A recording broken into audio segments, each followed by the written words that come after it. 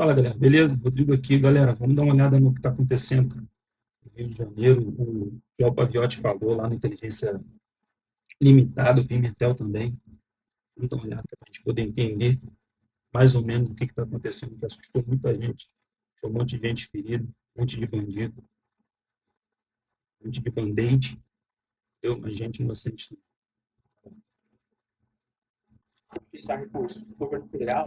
De utilizar recursos do governo federal, que foram na casa de 175 milhões. Aí o Cláudio Castro mostrando documentos, por exemplo, que ele exigiu, né, os blindados para serem utilizados que não foram fornecidos pelo governo federal. Então fica jogando a responsabilidade pro outro, né? Todo mundo quer ter ganho político, né? Com uma Exato. coisa tão séria e tão grave, né? E também, eu não sei se o Homer baixou alguns vídeos que eu mandei para vocês, né? Do pânico da. Ah, o Joel já tá lá? Então vamos dar. Hã? Ah, não, Joel. O Joel. Boa noite, Joel, tudo bem? Tudo bom, Vilela? Como é que você tá? Estamos aí, né? Tentando digerir as notícias com informações que estão chegando a todo momento. E eu imagino que você também tem trabalhado muito aí nos últimos minutos e horas aí, né? As últimas 12 horas foram sinistras, cara. Acho que fazia um. Não foi o que eu trabalhei no mês passado. Marcelo, tá bom, querido? Tudo bem, Joel? Beleza. A gente tá, ô Vilela, a gente tá processando ainda o que aconteceu. Eu liguei o Pimentel ligou pra mim também na parte da tarde. Para É entender, processamento. ver. O que Foi que. um dia histórico hoje, cara. Desculpa, Pois pode é. falar. Não, é isso que eu queria que você falasse, né? Por que ele é histórico? Por que tá falando que é a maior operação? O que que. Você estava ouvindo o papo da gente com o Pimentel agora? Sim, sim. Sim. Tava. O que que você pode completar pra gente e dar essa dimensão do que foi essa ação policial hoje? Tá, foi a ação mais letal da história do Rio de Janeiro, tá? A última, a mais letal antes dessa era 28 mortes. A gente já tá contando 64. Já tem veículo de mídia falando em 67. Então quer dizer que triplicou esse número né, duplicou esse número de mortos Nesse na história do confronto. Rio de Janeiro. E assim, foi uma investida do Estado contra o Comando Vermelho, uma investida que deveria ter sido feita mesmo de verdade. E foi um dia com muito sangue, cara. Muito sangue, morte de 4 policiais, de 60 pessoas que uma parte delas a gente ainda não sabe quem são. Eles ainda estão coletando os nomes dos mortos e essas coisas. E isso é um dia histórico porque isso daqui vai mostrar um pouco de como vai ser a segurança pública no ano que vem. Se essa ação tiver uma aprovação popular grande, tenha certeza que essas operações elas vão se repetir com esse número de mortes e vai ser assim as ações a partir desse momento. O Pimentel fala como policial, né, como ex-policial.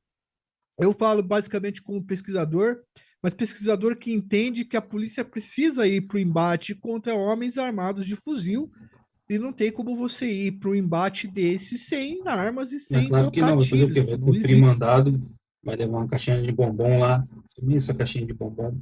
Ah, senta aqui, pra gente poder ir. Vai levar flor, fazer o quê? Fazer um carinho, um cafunézinho na cabeça, não tem como. Mas quando a situação tem tantas mortes assim em um dia, a gente precisa aceitar e pensar a forma de fazer isso daí. Se é usando blindados, se é usando as Forças Armadas, se é usando o cerco de neutralização maior, até porque 4 policiais das Forças de Segurança do Rio de Janeiro foram mortos. Isso são baixas absurdas assim para o sistema. Foram 2 caras do BOP, o BOP tem pouco efetivo, então são baixas significativas. Uma das baixas era um cara que era novo no sistema, na segurança pública, tinha acabado de se formar, estava aí um mês e pouco.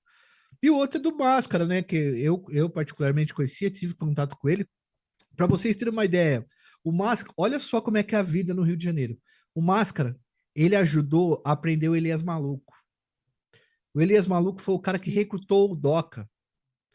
Hoje, o Máscara morreu 20 anos depois, o Máscara morreu na mão do Doca, que foi recrutado pelo cara que ele prendeu há 20 anos Nossa, atrás.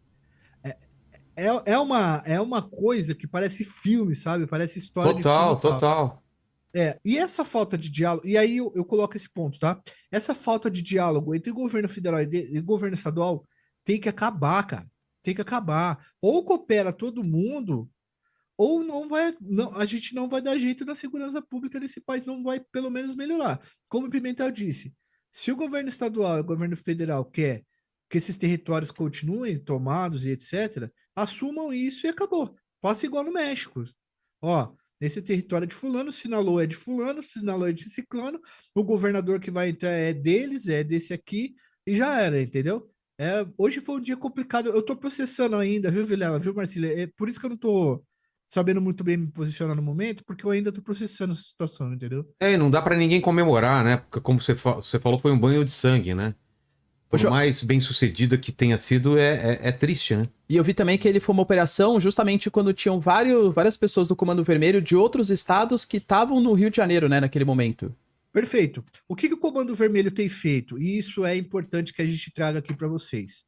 O Comando Vermelho, ele tem aberto hotéis, tá? Dentro do Complexo da Penha, do Complexo do Alemão e principalmente da Rocinha, eles constroem prédios e eles vendem essas suítes para que os caras de outros estados que sejam faccionados possam ficar lá e ficar escondido de boa, porque veja só, para invadir esses dois locais, quer dizer, para entrar nesses dois locais foi preciso 2.500 policiais com toda a tropa de elite, tanto da Polícia Civil quanto a militar. Então foi preso sujeito do Pará, sujeito da Bahia, do Espírito Santo, caras faccionados de várias facções que estavam escondidos ou passando um tempo ali dentro do Rio de Janeiro, no Complexo da Penha, no Complexo do Alemão. Na Rocinha já foi encontrado também cara do Ceará, do Pará, de todos esses lugares, e foi emitido mandados de busca para achar esses caras também, e acharam um pessoal desse. Eles prenderam 80 pessoas, essas 80 pessoas, uma parte significativa desses números eram de pessoas que não eram dali da Penha, que não eram do Complexo do Alemão, que eram, evidentemente, de outros lugares e acabaram vindo para lá. Mas isso está muito comum. E sabe o que acontece, Marcelo? O TCP também está fazendo isso. Os caras vêm, os caras aprendem o know-how, voltam para outros estados com aquele know-how que eles aprenderam do Comando Vermelho de tomar ali os principais serviços da vida cotidiana. Por exemplo, vamos lá. Venda de maconha é uma porcentagemzinha do que os caras ganham. Venda de pó é outra porcentagem.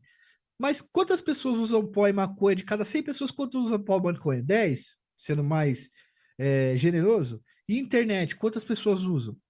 Né? E pão, quantas pessoas comem? E energia, e água. Então, esses serviços básicos que a internet já pode ser colocada, é o que tem dado muito dinheiro. Os caras aprendem esse know-how aqui, voltam para suas localidades, e a primeira coisa que eles fazem é esse sistema miliciano de tomar conta dos serviços da vida cotidiana, e isso é domínio de território, entendeu? Você não está dominando só o local com arma, você está dominando a informação do local, você está dominando água, você está dominando energia. Tipo assim, você está dominando água, energia e informação. Se você corta essas três coisas, a pessoa morre, entendeu? Ela morre para o mundo. Entende como é que é o nível de controle na vida das pessoas? E nesse sentido, acho que o Comando Vermelho ainda não atingiu o grau de complexidade que o PCC, por exemplo, em São Paulo, né? O Comando Vermelho, pelo meu ele é mais... Literalmente mesmo. O crime é mais organizado do que... Caraca, mano. A segurança pública é um caos mesmo. Gosto. regional, atua mais como miliciano, o PCC já tá num caráter superior aí. Os dois estão lavando dinheiro, os dois estão em períodos de infiltração em vários espaços, em vários lugares. A questão é que o PCC ele tem uma sistemática de hierarquia e de controle disciplinar que é muito mais organizado do que o Comando Vermelho. Vou dar um exemplo para vocês. Funciona mais ou menos como matriz e filial. O que, se o André do Rap der uma ordem na Bolívia, a ordem é cumprida em Roraima e a ordem é cumprida em São Paulo. No caso do Comando Vermelho, o Marcinho VP não manda no cara do Comando Vermelho de Rondônia, de Roraima ou do Pará. O que ele faz é emprestar o nome dele e fornecer pó para esses caras. Enquanto o PCC ele tem essa ordem mais rígida. O PCC adotou um modelo de controle dissimulado, que é o controle do seguinte: eu estou aqui, mas eu não preciso necessariamente estar com armas para mandar. Só que se eu precisar, você sabe que eu entro. No caso do Comando Vermelho, ele adotou franquias de ocupação, que seria o seguinte: eu ocupo esse lugar, eu fico aqui armado e eu controlo toda essa população que está aqui. Tem questão de topografia, tem questão da questão policial do Rio de Janeiro também, Isso está se replicando na Bahia, esses dois modelos, com as 21 facções criminosas que a gente tem lá. Eu não sei se eu consegui explicar direito. Sim, sim. Acho que a gente pode falar também. Antes da gente falar sobre a loja de brinquedo que está sendo usada para lavagem de dinheiro para o PCC, Joel, a gente tem pode fazer alguma previsão de como isso vai escalar, né? Esse avanço da polícia, esse combate ao crime organizado. Existe algum indício que isso vai se tornar mais frequente, que vai se tornar maior? Ou não dá para fazer esse tipo de especulação? Ó, isso foi um grande baque no Comando Vermelho, assim como foi aquele grande baque quando teve aquela operação Carbono Oculto, que desmantelou o posto de gasolina, a usina do PCC. É um baque, é uma paulada muito forte. Perdeu vários caras que eram chefes, foram presos. O Belão da Quitumba, por exemplo, que é um cara muito famoso da Quitumba, que é um cara muito famoso, braço direito do Doca. O contador do Doca que fazia o recolhe das bocas foi preso também, o Nicolas. Então, tipo assim, foi forte. O Doca vai ter que ficar uns dias afastado, escondido e tal. É questão de honra agora para os caras buscarem ele, porque com os 4 policiais mortos, não, eu acredito que nós teríamos mais operações aí, mas eu acho que o que fica disso daí é a briga política, tá? Por quê? O Cláudio Castro, ele é uma peça muito importante para pressionar o governo federal no que tange a questão de transformar as facções criminosas em terroristas ou não. A O que partir que do muda? momento. Joel, essa é uma discussão que era a minha próxima pergunta. O que que muda isso na prática? Você colocar as facções como terroristas? Tá. Nessa atual legislação não tem como fazer esse encaixe.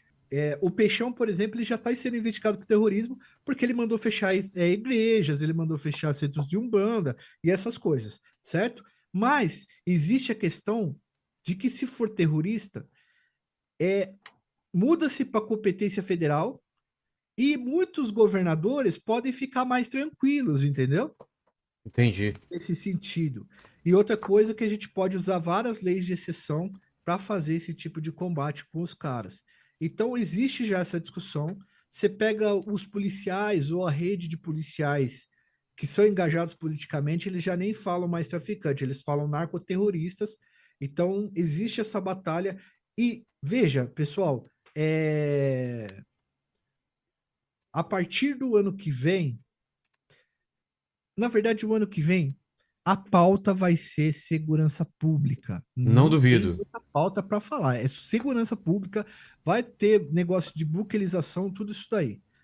Esses governadores, eles já estão esquentando a situação para bater de frente com o governo no ano que vem.